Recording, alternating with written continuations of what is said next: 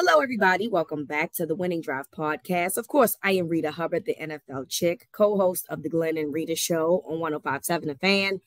And, of course, with my guy, Cordell Woodland from Shaking It Up Sports and the Ravens reporter for 105.7 The Fan.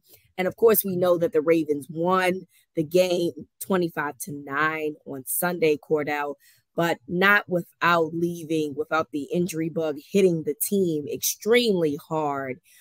We saw season-ending injuries to J.K. Dobbins. We don't know how long Marcus Williams will be out with a pec injury, but apparently he will be out for quite some time. They don't think that is season-ending at this point. And, of course, day-to-day / week-to-week with Tyler Linderbaum as well as Ronnie Stanley. So let's start with J.K. Dobbins. Obviously, that's the biggest blow. J.K., we talked about him numerous times thinking that he was going to have a phenomenal 2023 campaign, only for it to be short-lived. This is the biggest blow to this Ravens offense in terms of the longevity of the situation. But they do have options. The Ravens did promote Melvin Gordon from the practice squad. So it looks like right now it's going to be Gus Edwards, Justice Hill, Melvin Gordon. I've seen a lot of people talk about maybe them being in the running for Jonathan Taylor sweepstakes. What are your thoughts on that, Cordell? I mean, be great. I mean, if they were to go. Do you think it'll happen? I think is my better question. Yeah, I mean, that's just not the route that I envision the Ravens taking. They're already trying to cut corners as it is. Jonathan Taylor is looking for more money, and he's looking to, reset the market. The Ravens aren't looking to do any of that right now. And we asked John Harbaugh that on Monday, not specifically about Jonathan Taylor, but whether or not they felt like they would go outside the organization to get a running back. And he said he felt like they wouldn't. He likes the guys that they have. Now, granted, that's an Eric DeCosta question. John Harbaugh can say that, but ultimately, Eric DeCosta is the one that's in charge of roster management. So if DeCosta feels as though maybe it's not Jonathan Taylor, but if DeCosta feels like that there's a running back that's better than what they have, including Melvin Gordon, then sure, he would do that. But I do think that they're going to kind of ride with what they have right now. I mean, they trust Justice Hill, they trust Gus Edwards. Melvin Gordon is a vet. They're going to bring him from the practice squad. Keaton Mitchell still on this roster after he's out for the first 4 weeks. Not saying that he is going to be a part of their plans, just he's another option if they need to see what somebody else looks like. So I think they're going to go with what they have. And at the end of the day, Lamar Jackson still allows you to have some sort of running game. So it'll be a fall off because that's just what happens when you lose your best running back. I said this when JK was holding in, I thought that the run game could still sustain, and I still believe that. But it will be a drop-off with Dobbins not on the field. I completely agree. I mean, obviously, he is a huge part of what they do in the run game, and he will be missed. But I do think that they are set up to have good replacements. I mean, Gus Edwards still is there. I am a fan of Justice Hill, so I would like to see him get more time as well. And like you already mentioned, Keaton Mitchell obviously made the roster. We loved what we saw from him in preseason. We won't see any action from him until week 5, but ultimately, Melvin Gordon, you hope, can be the first rounder that he used to be in terms of short-term replacement until Keaton Mitchell can find a way to get involved in this offense. The next one is Marcus Williams, who is going to be out for quite some time. He missed last year starting early in the season due to an injury, and now we're starting that all over again. Apparently, he has a pectoral injury, and they don't expect him to miss the entire season, but I do not know what that means. I mean, does that just mean that he might make the playoffs if they advance? Do they think he'll be back during the regular season? I just don't know. Yeah, that's the big question. I mean, this is a guy that we missed 10 games last year due to that wrist injury that he had, and now in the second year he's going to miss a lot of time with this pec injury, and it's not ideal. And look, he stayed out there after the injury. He finished that series, and John Harbaugh said he made a couple of good plays. But it's a big loss. It's a big loss. I mean, he's a big money free agent. You think about it on the financial side, how much of a loss it's been the last 2 years, but also just what type of loss it is on the field. I thought that Marcus Williams and Kyle Hamilton, that duo, could be just as good of a safety duo as Roquan and Patrick Queen are as a linebacker duo. So that's definitely a big time loss, because you lose your center fielder, you lose a guy that has probably the best range on your team. And Geno Stone can fill in admirably, but he's not going to give you the same impact that Marcus Williams will. We'll see if they kind of play it the way they did last year and still have Kyle Hamilton being a lot of that hybrid guy, or if Kyle Hamilton would end up being the deep guy, because he's got the best. I think he now has the best range back there for their safety. They still have Darryl Worley. We'll see how much. Well, right now they can't even afford to move Brandon Stevens back to safety. Nope. He has to stay at corner. So yeah, I mean, it puts him in a tight spot. It's a shame that every injury they sustain on Sunday were key injuries. Yeah.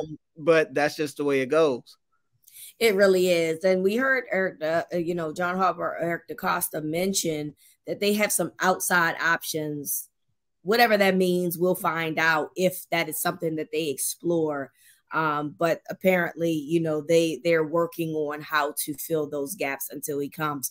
The ones that are less severe are Linderbaum and Ronnie Stanley week to week. Linderbaum, I believe, was an ankle injury, and Ronnie Stanley was a knee injury. A lot of people were optimistic about Ronnie Stanley because you saw him celebrating with David Ajabo after his strip sack fumble on Sunday's game. So he looked fine. Linderbaum got rolled up, as we know, and Coach Harbaugh said that they would be week to week. So I don't want to be over optimistic because obviously those two are very important players to this offensive line, who, by the way, struggled on Sunday. And I think that that's something that we can acknowledge.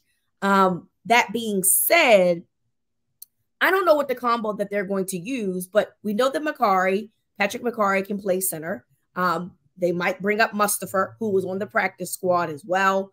But Daniel Fa'alele has done work, and I thought played pretty well when he was put in at left tackle last year.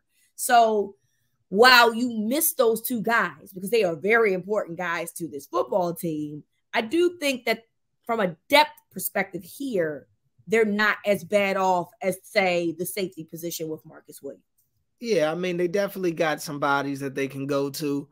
We saw Patrick Mekari go in at left tackle on Sunday when Ronnie went out, and I asked John Harbaugh on Monday if that was the plan going forward, and he said it would be. So Mekari will go to that left tackle, and that would mean Sam Mustipher, like you said, will be the guy as the center, and it's going to be a difference. Like you also said, they struggled on Sunday with the starters, with them all out there. It's going to be a difference. I'm curious to see how much of a difference, because the offense really was not in rhythm at all for the most part of that game. And I think it started with the offensive line struggling. Absolutely. So if that's going to be the case going forward, and you also don't have your starting running back, we're assuming Mark Andrews will be out there Sunday, but we don't know. We don't know. So yeah, I mean, it doesn't bode well for an offense that's now gone to Cincinnati to play a team that looked about as bad as they ever will this past Sunday. I don't think that's the Cincinnati team you're going to get back-to-back weeks. So yeah, it's not ideal. No, though, I want to interrupt you because remember, the Bengals did start the season 0-3 last year. Mm-hmm. So we don't know. And look, their defensive line is good as well as what we saw last week in the Texans game. And it's very possible that we underestimated the Texans, particularly on defense, because we really don't know what they were going to do. They have a new head coach. They have some new players over there, particularly Will Anderson, who appears to be the real deal. So it's very possible that we just underestimated what this defensive line was going to do, in addition to the Ravens not having preseason snaps, whether or not you believe that to be a thing. They didn't, right? And then they have a new piece at left guard with Simpson. So they didn't have like a lot of gelling that they were doing, in preseason. So it was very possible that that was rust, and that the fact that we underestimated the Texans. The Bengals, you know who they are.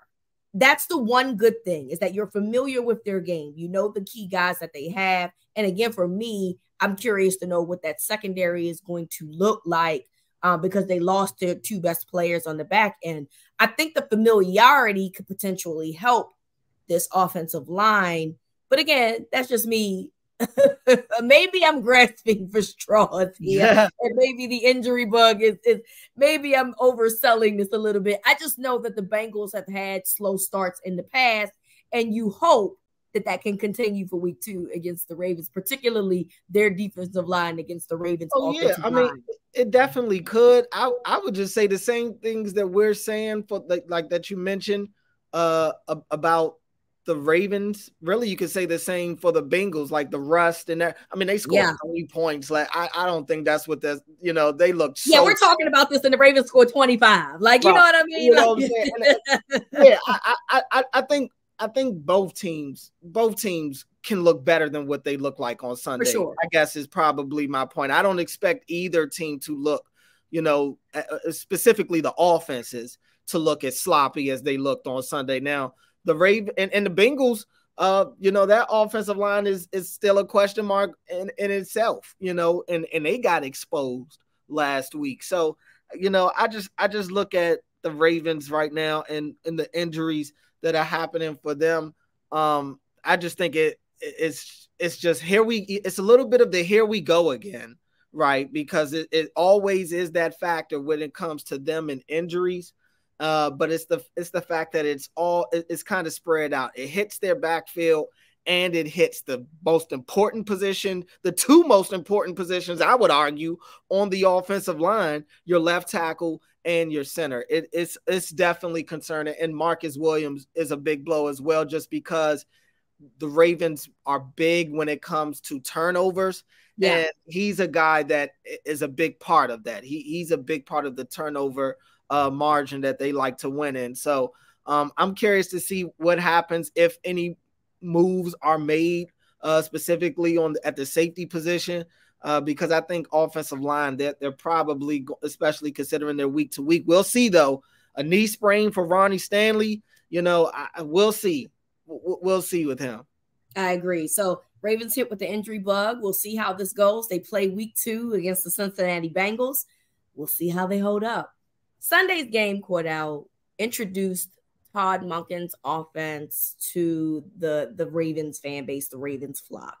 And so while, yes, they mustered up clearly enough points to beat the Houston Texans, and they covered the spread, which was, depending on, whoever you look, 9.5, 10, it was some struggle at some times.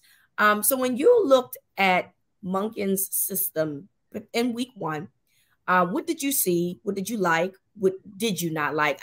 And I want to start here. I saw a lot of people complaining about the usage of Zay Flowers, and to the point where maybe they felt like he was being force-fed the ball. And to that, I'd argue Zay Flowers was open. It had a lot of single coverage at times, and easily looked like one of their best offensive weapons. I have no problem with an offensive coordinator saying, I'm going to keep feeding one of our best players the ball until a team stops them. And, Zay had a good day. So I'm sorry. I know people weren't too happy about it. I love it. And I don't have a problem with it. If you can't stop the young man, keep giving him the ball. So that's where I stand. I'm good with Todd Monken in that regard. Didn't like sometimes he would do the same play back to back, like the plays in the flat, and like literally the exact same play. yeah, you don't have to do that. But I have no problem with Zay Flowers getting the targets that he got on Sunday by any means. I just wanted to point that out. But from your perspective, when you watched this offense, yes, they were rusty as well. We talked about that already. What did you see? Did you see anything promising moving forward for the season? What did you feel about Todd Monken's debut? Yeah, I mean, and I agree with you. I didn't feel like they were necessarily force feeding Zay. I think that we just haven't seen the Ravens utilize a wide receiver in that way before. We've seen it done with Mark Andrews, maybe not in the same way, maybe not on just bubble screens and stuff like that, but we've seen Mark Andrews come out of a game with 10 plus targets. So I think it was just different to see a wide receiver giving the ball that way. And it may look forced because they're getting the ball to Zay a couple of times just quick. Just they want to get it in his hands and see if he can make people miss, which he is able to do. I don't know if that's what it'll look like every week. I'm not sold that that's what it. I wanted to ask Harbs that on Monday, but he is so, picky on when he wants to give out that type of information that I kind of, want to see it for myself, give it a little bit of time just to see how it goes. But I don't believe that that's going to be the way it looks every week. As we've already said, the offense was never on time. It was never on time. And I think a lot of those quick passes to Zay was to help with the timing. I think that's what that was. I think it was to kind of stabilize the offense a little bit. It's an extension of the run game. And it's to get Lamar in a little bit of a rhythm, get the offense moving, hit the perimeter, see if you can make something shake. But I don't think that we honestly saw the real Todd Monken offense just yet. It's tough when your quarterback is being pressured pretty much every other play and isn't even able to really go through his reads. And it got to the point like it does with any quarterback. Once they realize they don't have but so much time, their eyes start to drop quicker. And you get to the point to where Lamar is now just in scramble mode. And even on times where he may have a little bit of time, he's just already in scramble mode because all game he's gotten pressured. So I just think we didn't really get to see the true Todd Monken offense. But I think that could be a good thing for them, going into Cincinnati. Sure, you got to see a couple of the different looks that they have, but you didn't really see them execute anything on Sunday. I think if you're the Ravens, they feel pretty good about the fact that they barely scratched the surface on Sunday and still won by double digits. Yeah, I mean, obviously they're not going to pull out all the stops for the Texans. And again, maybe that was just them underestimating that defense because remember, DeMeco Ryans is their head coach now. So he's a defensive-minded coach. And I thought that they played pretty well considering, right? On that side of the ball, let me be clear. So I definitely think that, you weren't pulling out all the stops. I don't want to call this a preseason game because obviously this game counts towards the record. But for the Ravens, this was more like back in the day when you had 4 preseason games. This was like the 3rd preseason game where you saw the starters play at least a half, right? This really was just like them just trying to get the rust off, them just trying to get some things off. He didn't do a whole bunch of exotic things. Yes, he did a couple of exotic run plays, but I think that when you're used to Greg Roman's offense, I don't know exactly what that means, right? And I don't think that opposing teams knows what that means as of yet. He did add a couple of wrinkles in the run game. I just don't think that we saw a ton. And I think that they didn't feel like they had to because of the opponent in which they were playing in the Houston Texans. I do think that what happens next week will give you a little bit more of an idea of what Monken wants to do offensively. I do like the adjustments that he made. Obviously, the offensive line was struggling in the first half. So, he brought in Pat Ricard to do some 6-man blocking. He added some chips on the outside to the wide receivers as well as the tight ends. So he was helpful in that regard. Added some more options in the flat for Lamar and to make sure that was available. But also I feel like, the players also have to take what's there. And by that, I mean, when you hear Houston Texans players saying that we knew Lamar was going to want to stay in the pocket and he basically played to our strengths, Lamar has to remember that I get it. I understand. You want to be known as a quarterback that can throw in the pocket. But you have achieved so much in your young career. You've already won an MVP. You've already received a large amount of money because of who you are, because of your style of play. And I think it's important for him to still remember who he is in certain moments, right? And by that, I mean use his legs, because there were lanes that was open. He just wasn't taking them. And it's okay for you to still do that. You don't take, as Lamar Jackson, as the quarterback, you don't take bad hits when you're running. That's just not what you do. You've always been careful in that regard. So I think Lamar has to get back to that when things are breaking down. But I also think that Monken did a good job in making adjustments in the second half, something that I think a lot of people complained about in the previous offensive schemes. So I definitely think that this was just trying to work some kinks out, because let's be clear, your opponent was lesser. Okay. It wasn't a huge opponent. Wasn't like, a monstrous game. Luckily for the Ravens, it was the Houston Texans, who many people don't see winning more than 4 or 5 games this season. So it worked out in their favor. But I definitely think that we'll get more of an idea of what Monken is planning to do moving forward, because obviously the schedule gets a little bit harder. And I would also say I saw people that were surprised that Isaiah Likely wasn't featured more with Mark Andrews not there. To be honest, I was not surprised to see that. I honestly wasn't. I knew Zay would end up having a bigger day. I didn't expect him to lead the team in targets or anything like that, but I knew some of those would go to Zay because he is the short yardage guy. A lot of his routes, as you saw, short to intermediate. That's what I said.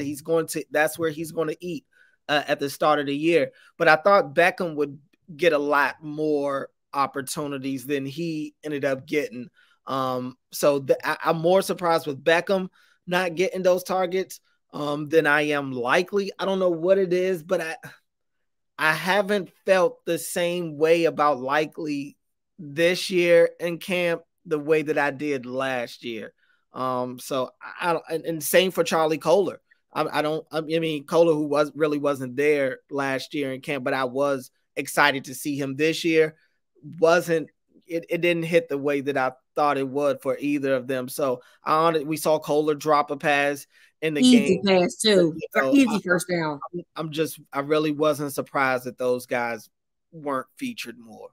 Hopefully for them, they'll get Mark Andrews back. And then look, we're never going to see the dynamic of Andrews, OBJ, Bateman, Zay, and JK. It's something that never happened. Right. It never will happen.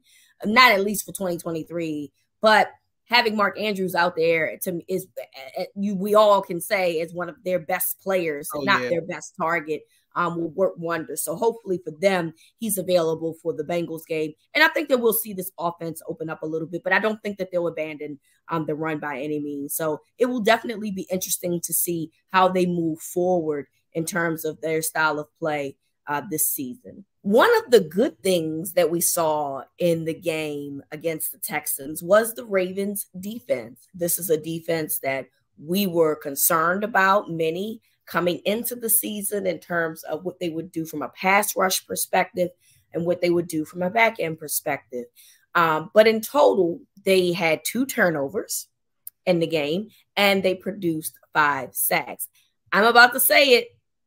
Y'all might be mad, but I got to be the person to put the logic out there. I'm sorry.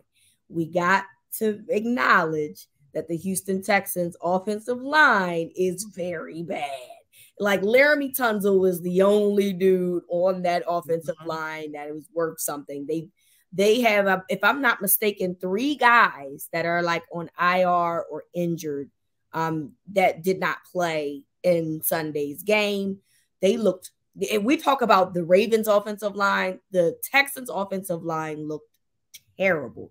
That being said, you play who you play. And it's nothing you can do about that.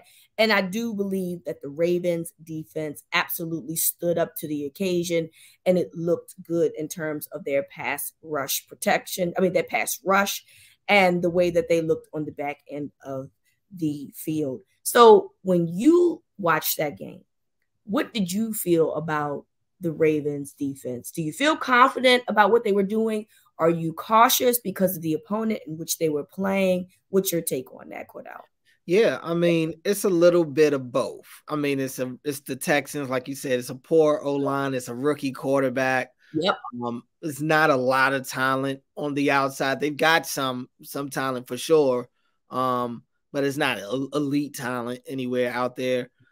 So you do got to take it with that. But again, it's an NFL team. Ravens went out there and they did what they were supposed to do. That's just what it is. You know, you want to see them get the 5 sacks they had.